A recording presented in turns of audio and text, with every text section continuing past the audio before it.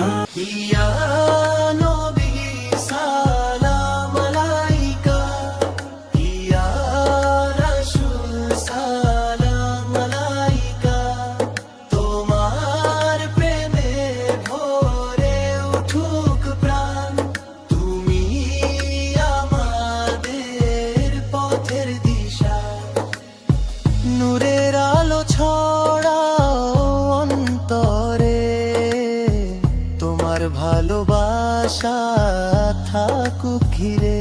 দুরুদে ভরে উঠুক এই জীবন, নবীর পথে হোক আমার